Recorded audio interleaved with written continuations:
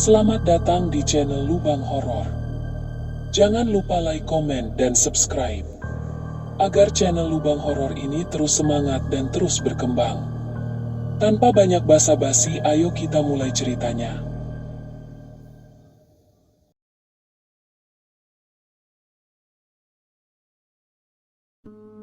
Andi duduk termenung di warung kopi pinggir jalan, memandangi secangkir kopi hitam yang sudah mendingin di hadapannya. Perutnya melilit lapar, tapi uang di sakunya hanya cukup untuk kopi ini.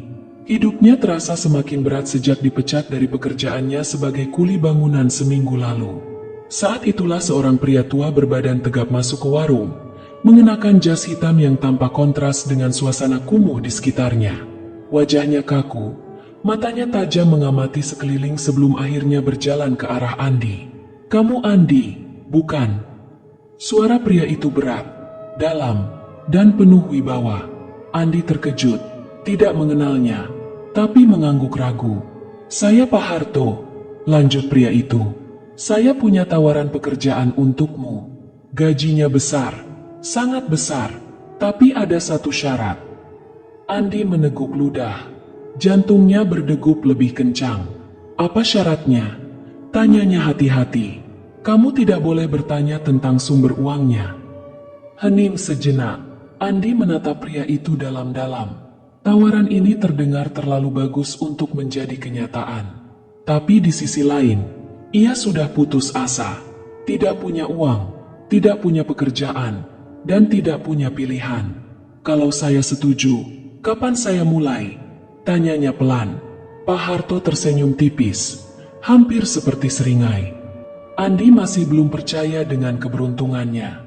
Hanya dalam waktu semalam, hidupnya berubah drastis. Dari seorang pemuda miskin yang tak punya apa-apa, kini ia tinggal di sebuah rumah mewah di pinggiran kota, lengkap dengan mobil yang terparkir di garasi. Rumah itu luas, terlalu luas untuknya sendiri. Lorong-lorong panjang dengan lampu gantung yang berkilauan terasa sepi dan sunyi. Tidak ada foto keluarga, tidak ada barang pribadi, hanya perabot mahal yang tertata rapi. Seolah rumah ini lebih mirip showroom daripada tempat tinggal. Pak Harto menyerahkan sebuah kartu ATM padanya. "Uangmu akan selalu cukup. Gunakan sesukamu," kata pria itu dengan nada tenang. Andi masih sulit memahami semua ini. Ia tidak pernah bekerja, tidak pernah melakukan apapun. Tapi setiap kali ia mengecek saldo, jumlahnya terus bertambah. Ia mencoba mengabaikan rasa penasaran yang menggelayuti pikirannya. Malam itu, Andi merayakan keberuntungannya. Ia makan di restoran mahal, membeli pakaian berkelas, dan menikmati malam di klub malam ternama. Semuanya terasa seperti mimpi. Tapi, ada satu hal yang mengganggunya. Saat ia pulang ke rumah, di tengah malam yang sunyi, ada sesuatu yang berubah. Rumah itu terlalu dingin. Bukan dingin biasa, lebih seperti hawa yang mencengkeram kulitnya, membuat bulu kuduknya berdiri. Dan di ujung lorong, di depan cermin besar yang tergantung di dinding, ia melihat sesuatu. Bayangan itu tidak bergerak seperti dirinya, tidak mengikuti gerakannya dengan sempurna. Sejenak, Andi terpaku. Lalu, dalam sekejap, bayangan itu menyeringai. Andi tersentak mundur, keringat dingin mengalir di pelipisnya. Ia mengerjap, dan semuanya kembali normal. Tanpa banyak berpikir lagi, ia masuk ke kamar dan menutup pintu. Tapi di balik dinding rumah mewah itu, sesuatu sedang menunggu. Andi terbangun dengan napas tersengal.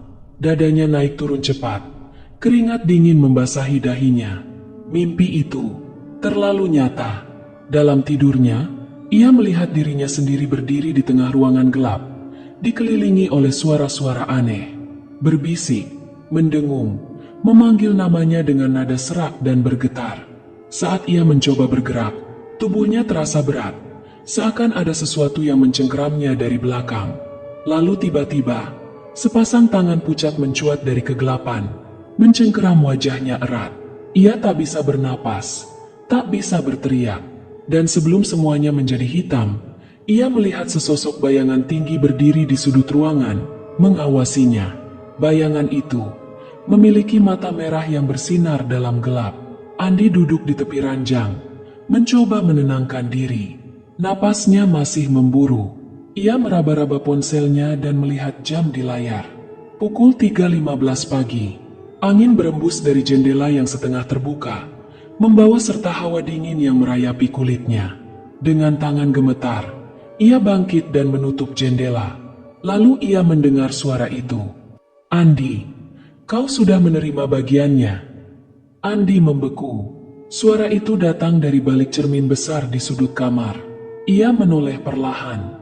Dan saat matanya bertemu dengan bayangan di dalam cermin, jantungnya nyaris berhenti. Bayangan dirinya, lagi-lagi, tidak mengikuti gerakannya dengan sempurna. Bayangan itu tetap menatapnya tanpa berkedip balik. Ia mundur selangkah. Bayangan itu tersenyum, senyum yang lebar dan tidak wajar, seperti ada sesuatu yang salah dengan rahangnya. Lalu, sebelum ia sempat bereaksi, bayangan itu berbisik dengan suara yang bukan miliknya. "Kau sudah terikat. Tak ada jalan keluar." Andi menjerit dan terhuyung mundur. Ia menyambar lampu meja dan melemparkannya ke arah cermin. Kepingan kaca berhamburan di lantai. Namun di antara pecahan-pecahan itu, ia masih bisa melihatnya.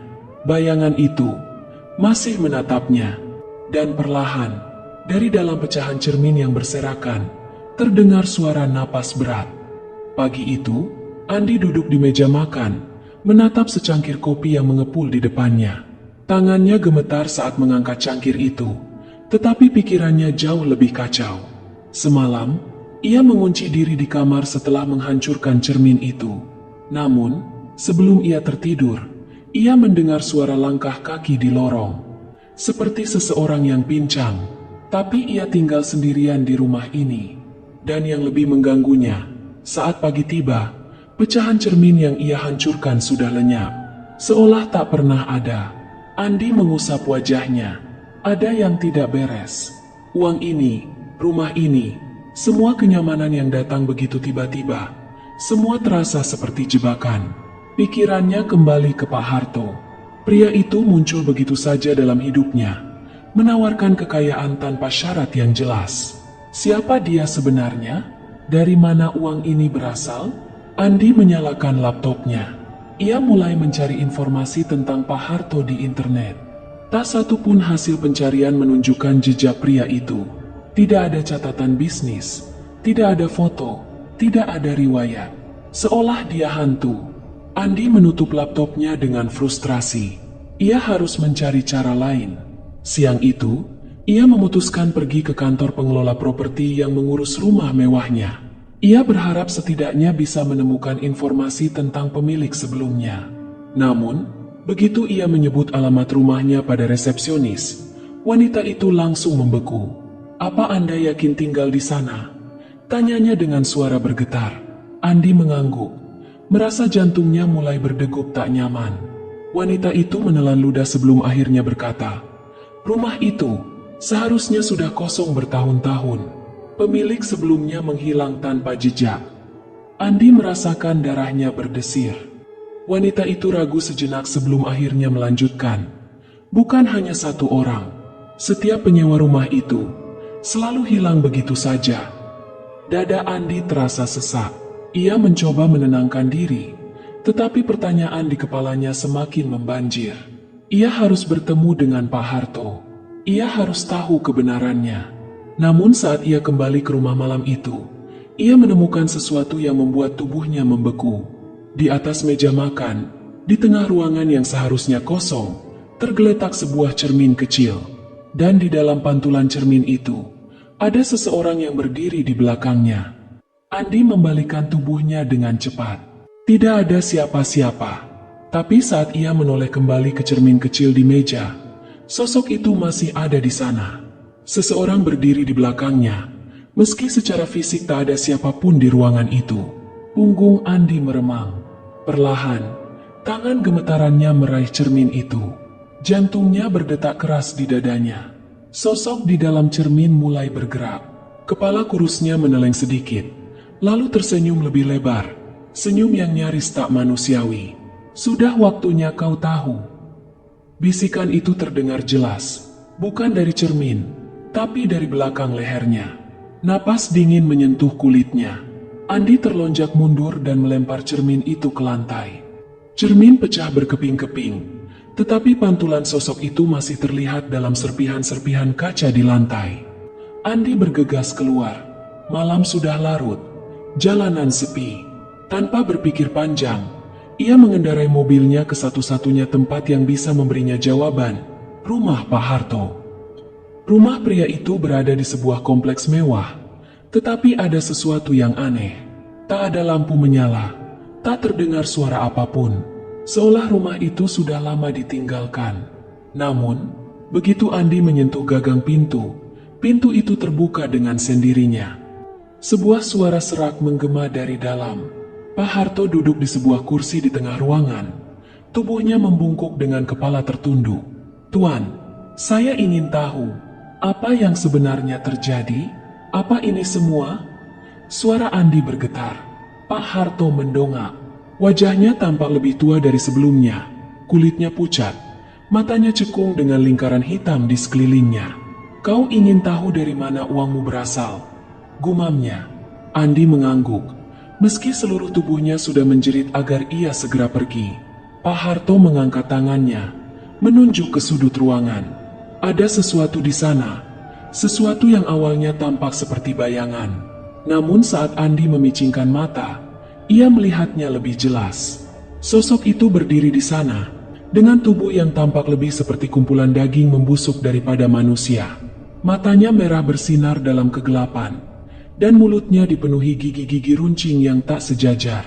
Makhluk itu mengeluarkan suara berderit seperti tulang yang bergesekan, lalu berjalan mendekat. Pak Harto berbicara pelan, tapi suaranya bergetar. "Kekayaan kita berasal dari dia." Andi ingin berlari, tapi kakinya terasa seperti tertanam di lantai. Ia hanya bisa menatap makhluk itu, yang sekarang semakin dekat, dan tersenyum padanya. Andi mundur, napasnya memburu, kakinya nyaris tersandung karpet di bawahnya, tetapi ia tidak bisa mengalihkan pandangannya dari makhluk itu. Sosok itu kini hanya berjarak beberapa langkah darinya.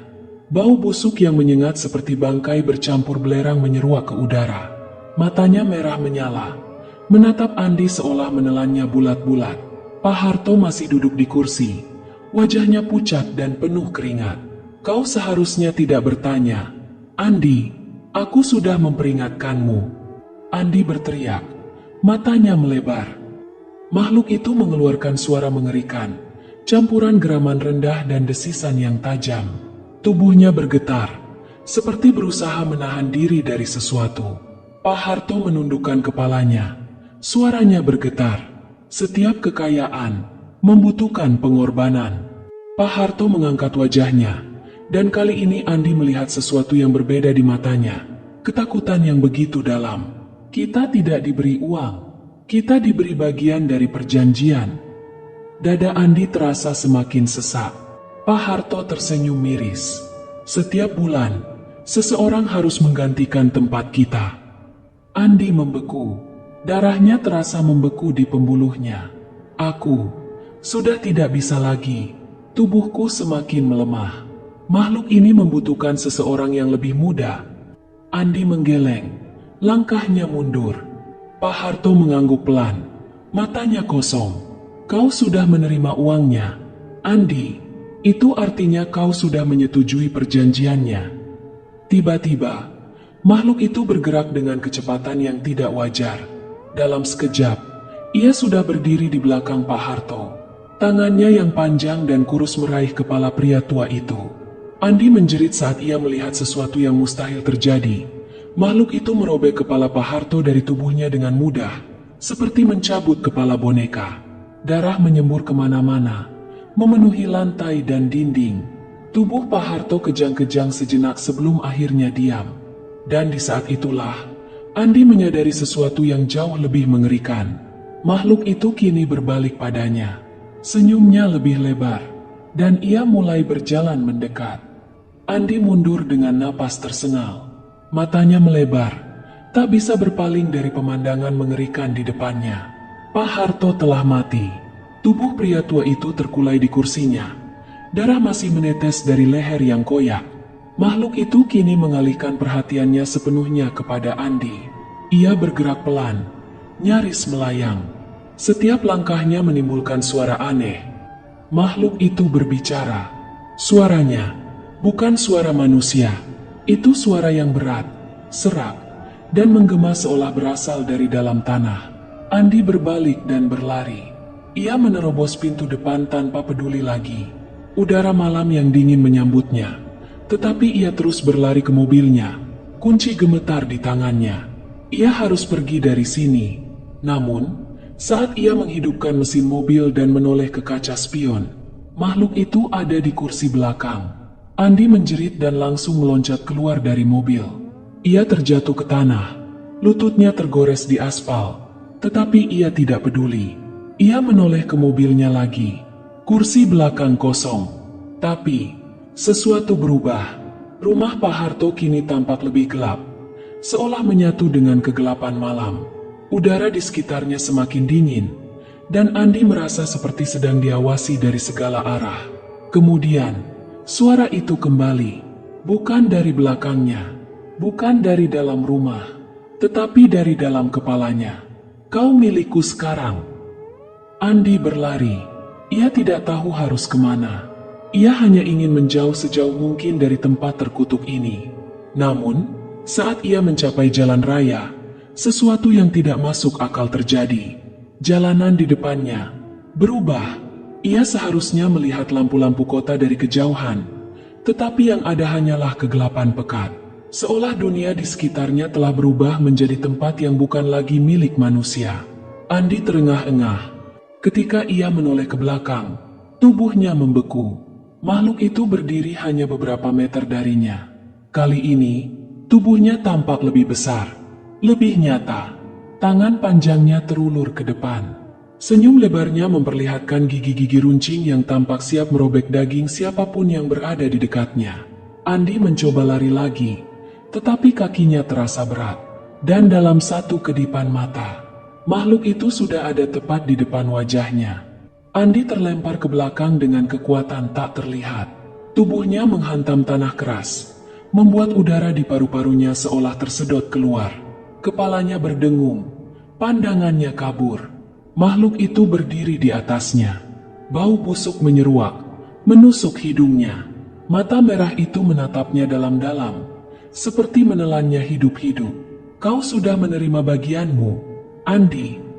Suara makhluk itu menggema di dalam kepalanya. Tidak terdengar seperti satu suara, tetapi seperti ratusan bisikan dari dalam kubur. Tiba-tiba, tangan panjang makhluk itu bergerak. Jari-jarinya yang kurus dan kotor meraih wajah Andi, menekan pelipisnya dengan kasar. Seketika, dunia di sekitarnya berubah. Andi tidak lagi berada di jalanan. Ia kini berdiri di dalam sebuah ruangan gelap, lembab, dan dipenuhi bau amis. Dan di tengah ruangan itu, ia melihatnya. Sebuah altar. Di atasnya, tergeletak sesuatu yang dulu adalah manusia. Atau mungkin, lebih tepatnya, korban. Dagingnya robek di beberapa bagian. Wajahnya tak lagi berbentuk. Tangan dan kakinya terikat erat dengan kain hitam yang mengeluarkan asap tipis. Dan di ujung altar itu, Pak Harto berdiri. Tetapi kali ini, tubuhnya tidak seperti manusia. Matanya hitam sepenuhnya. Bibirnya bergerak meskipun ia tidak berbicara. Di belakangnya, bayangan makhluk itu semakin besar. Tubuhnya menyatu dengan kegelapan. Andi merasakan tubuhnya melemah. Ada sesuatu yang menarik jiwanya. Ia mencoba bergerak, tetapi tubuhnya kaku. Suara-suara berbisik di telinganya. Nama-nama orang yang tidak ia kenal. Tangisan, jeritan ketakutan. Gantikan aku, gantikan aku, gantikan aku. Andi menggigit lidahnya sendiri sekuat tenaga. Rasa sakit yang menyengat menyadarkannya sejenak. Ia menggertakkan giginya, berusaha melawan kekuatan tak kasat mata yang mengikatnya. Dia harus keluar dari sini. Tapi bagaimana? Tiba-tiba, ingatannya melayang ke satu tempat. Sebuah nama yang pernah ia dengar dari seseorang di kampungnya dulu. Mbah Kromo. Seorang paranormal tua yang dikabarkan bisa menangani gangguan dari dunia lain. Dengan sisa kekuatan yang ada, Andi berusaha menggerakkan bibirnya. Aku tidak menerima perjanjian ini. Ruangan itu berguncang. Jeritan terdengar dari segala arah. Makhluk itu merentangkan tangannya, seolah marah. Andi menutup matanya, mengumpulkan seluruh tekadnya. Dan saat ia membukanya lagi, ia kembali ke dunia nyata. Andi tersentak bangun, tubuhnya bersimbah keringat dingin. Ia masih berada di jalan. Malam masih pekat, tetapi sesuatu telah berubah. Kini, ia tahu bahwa ia sedang diburu. Tanpa membuang waktu, ia bangkit dan berlari. Ia harus menemukan Mbah Kromo sebelum semuanya terlambat. Andi berlari tanpa henti. Napasnya tersengal, kakinya terasa seperti hendak patah. Tetapi ia tidak peduli. Ia harus menemukan Mbah Kromo. Jalanan malam begitu sunyi, seperti dunia telah menolaknya. Tidak ada mobil yang lewat, tidak ada suara jangkrik, hanya desir angin yang membawa bisikan-bisikan mengerikan. Kau tidak bisa lari. Bisikan itu terus menghantui, seolah sesuatu berlari di sampingnya, mengikuti setiap langkahnya. Tiba-tiba, di kejauhan, Andi melihat sebuah rumah tua di tengah persawahan. Rumah itu kecil, temboknya retak-retak, dengan cahaya lampu minyak yang berkedip di dalamnya. Tanpa ragu, Andi mengetuk pintu dengan panik. Mbah Kromo, tolong saya. Beberapa detik kemudian, pintu terbuka sedikit. Seorang lelaki tua dengan wajah penuh kerutan menatapnya dari balik pintu. Matanya tajam, seolah bisa menembus ke dalam jiwa. Kau sudah terlambat. Andi terengah-engah. Saya dikejar sesuatu. Saya tidak mau mati. Mbah, tolong. Mbah Kromo terdiam sesaat, lalu menghela napas. Ia membuka pintu lebih lebar dan menarik Andi masuk. Di dalam rumah, asap dupa memenuhi udara, bercampur dengan bau minyak yang menyengat. Rak-rak kayu dipenuhi benda-benda aneh, keris tua, botol berisi cairan hitam, serta berbagai jimat. Mbah Kromo duduk bersila di lantai dan menatap Andi dengan serius. Ceritakan semuanya. Andi menceritakan semuanya dengan suara gemetar. Pekerjaan dari Pak Harto, rumah mewah, makhluk mengerikan, dan bagaimana kini ia diburu. Wajah Mbah Kromo mengeras. Itu bukan sekadar makhluk gaib biasa. Itu adalah penagih jiwa. Mbah Kromo menatapnya dalam-dalam. Makhluk itu berasal dari perjanjian pesugihan yang mengikat nyawa manusia sebagai bayarannya. Siapapun yang menerima harta dari perjanjian itu akan menjadi bagian dari rantai kutukan. Andi merasakan tubuhnya melemah. Jadi ini harga dari kekayaan yang ia terima? Mbah, saya harus bagaimana? Tolong saya. Mbah Kromo terdiam beberapa saat, lalu mengeluarkan sebilah belati tua dengan gagang yang diukir dengan tulisan Jawa kuno. Ada satu cara untuk memutuskan perjanjian itu, katanya pelan. Kau harus memberikan pengorbanan kepada makhluk itu. Untuk membebaskan dirimu, kau harus memberikan sesuatu yang lebih berharga daripada nyawamu sendiri.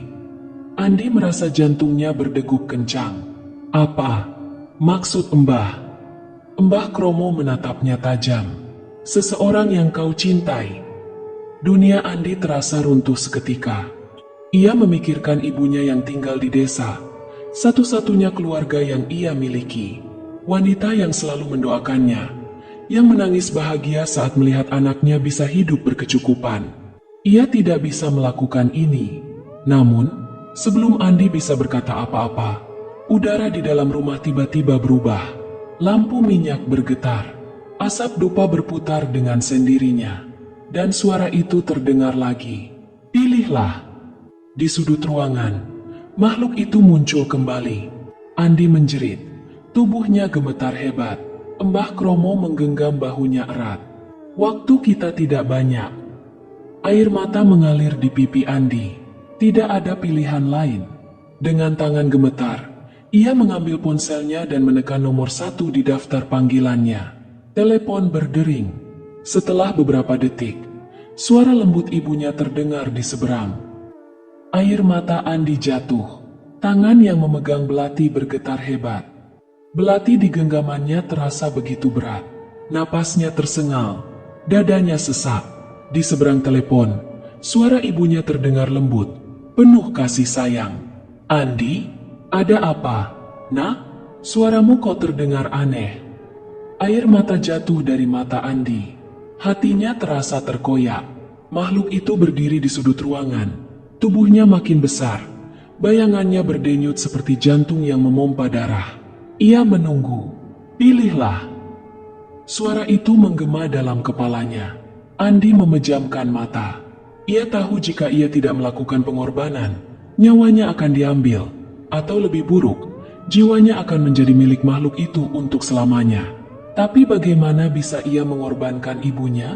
Ia menggigit bibirnya keras-keras, berharap rasa sakit itu bisa membangunkannya dari mimpi buruk ini. Tapi ini bukan mimpi, ini kenyataan. Di seberang telepon, ibunya bertanya lagi, "Andi, kamu kenapa, Nak?" Andi menarik napas dalam. Kemudian, dengan suara gemetar, ia berkata, "Ibu, aku sayang ibu." Seketika, suara di seberang berubah. Bukan suara ibunya lagi. "Kami sudah tahu pilihanmu, Andi." Darah Andi membeku. Tiba-tiba, ruangan bergetar hebat. Belati di tangannya terlepas, jatuh ke lantai. Mbah Kromo berteriak, "Andi, keluar sekarang!"